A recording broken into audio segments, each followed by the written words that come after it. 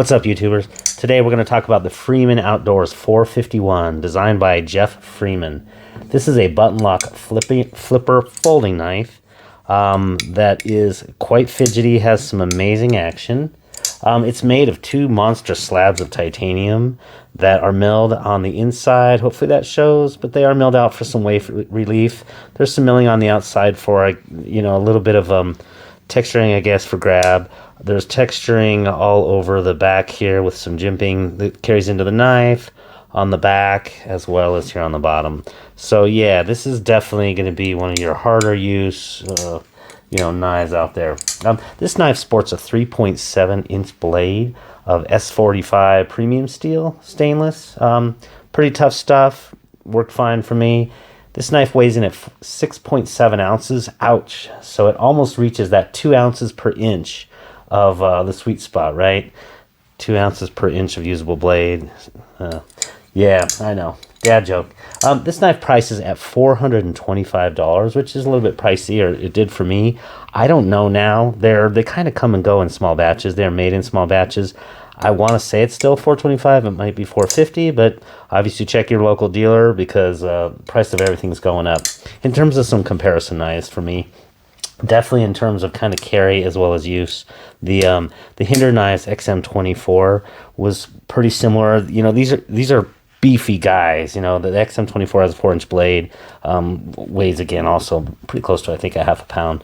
So definitely in that beefy range. But the one that really for me I really resembled was the Spartan Harsey folder, the full 4-inch size one. This one has, I don't know, the clockworks on it. It was the only one that was available at the time that I got it. So that's really kind of the blade that for me definitely is an alternative.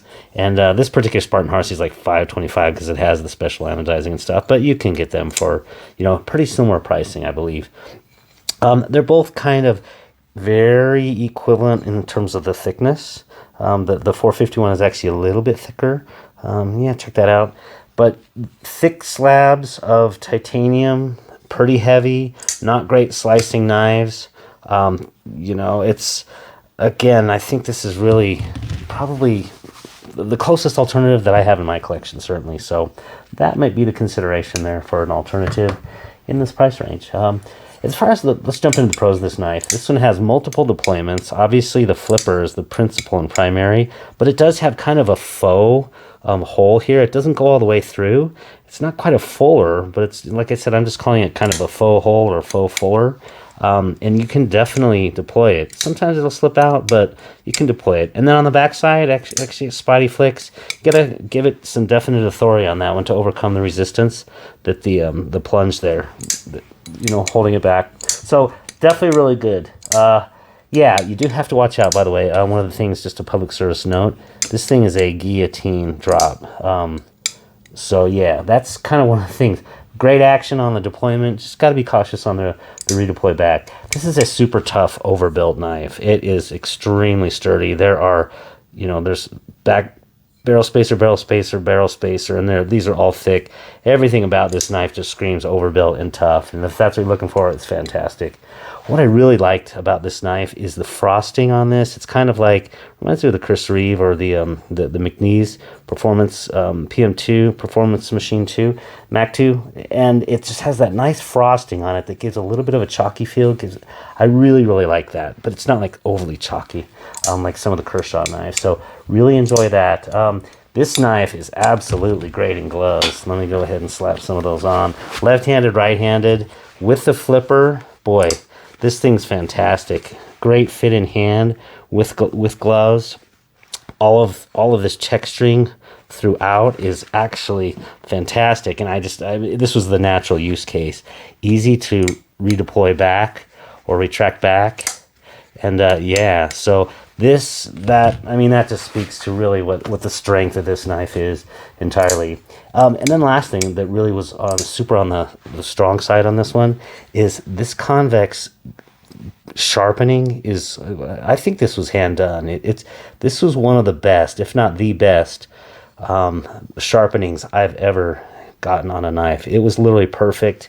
And it was definitely a convex edge, or is a convex edge. It's not like a straight V V cut on there, you know, like a fixed edge system. So this was fantastic. Literally, this was in league with Bark River knives in terms of just that edge bevel. So really, really appreciate that. And it didn't lose anything in terms of, you know, not chipping or anything. So the heat treat, have no reason to believe, is problematic. In terms of the cons of this knife, the flipper landing jimping, it has 2 extra jimps there, or it doesn't need those, I guess, two chunks there, because just like the Hinder knives is a problem with the XM18. I didn't find as much with the XM24, but with the XM18, when you flip, you land straight on those, and though they are not super aggressive, it's still annoying. And yeah, you don't want to be sitting there doing that a whole lot, so you end up basically intentionally light switching away from there, so you don't do a landing on it, because the landing is what really hurts.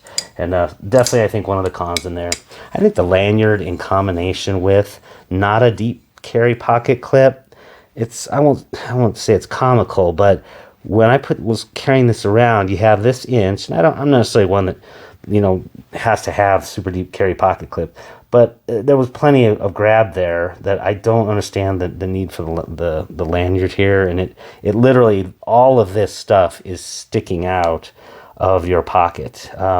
That's just kind of it does kind of look a little bit ridiculous when you're carrying this around. So for the most part, I actually just took this lanyard off, but I did put it back on for the review.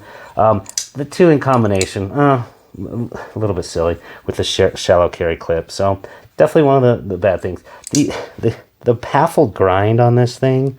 So not your edge bevel, but these baffles, or what I'm calling them baffles, is these are like basically, that's what I call them, as baffles. I have this on a Santoku kitchen knife, and it's great for when you're cutting down on things that stick to the blade itself, like potatoes or tomatoes or onions, things like that, where you want basically some air relief. But as like an everyday carrier, kind of just, certainly when it came to cutting boxes, these actually detracted from, because if you think about it, they provide traction, and it's not as though you necessarily cut straight down. Oftentimes you're cutting across something. And when you cut across that, the material basically rakes on these baffles, and it provides for more friction, which is something you don't want. So that is definitely a drawback on this one. It kind of looks neat, but I would rather, as a user, just rather have those would be flat grinds right there. Also would like to actually see that saber grind come up a lot higher than it is, just because this is a good cutter, it's not a good slicer. Yeah, that's kind of the bottom line on that. So yeah, you know, the use case of this one is not kitchen vegetables. So yeah, you know, take those baffles for what they are. And then the last thing is this front finger groove is absolutely gigantic. If you have gigantic hands, it's going to be perfect for you. But when you're not wearing gloves, it kind of, if you take a look at that, you can kind of, if you want to choke up there, sometimes like you do want to lean up or reach up your grip on a knife, you end up putting that little, where the groove ends, right in the middle of the other finger. Not comfortable. So you kind of have to then choose to separate it, which pulls you away from it, or you can kind of try to jam it in. It's just that front finger groove. This knife is made for gloves. You know, I'm just going to basically lay it out there. And really, overall, we'll jump into the overall on this one. This is a great knife for if you're on a farm or any sort of place where you're going to be wearing gloves all the time. Who knows, working in the produce department or something, cutting boxes, cutting all sorts of stuff, but you're going to be wearing gloves. Fantastic. Really, I can't think of maybe a better one, an easier knife to manipulate when you do have gloves on than this one. But, you know, it's a little overbuilt for a lot of uses. Not a great slicer. It kind of has those baffles which really impede the cutting for even things like boxes. Wasn't really great. It's comfortable enough in hand, but again, it's just begs for gloves. So that's the bottom line. If you're wearing gloves, can't beat this knife. But for just regular in hand, it's not the most comfortable. And there are I think some of those other choices out there, including the Spartan Harsey, that, you know, just bare in hand is kind of a preference for me. So hope you did enjoy this. If you did, like and subscribe, and have a great day. Take care. What's up, YouTubers? Today we're going to talk about the Freeman 451, made by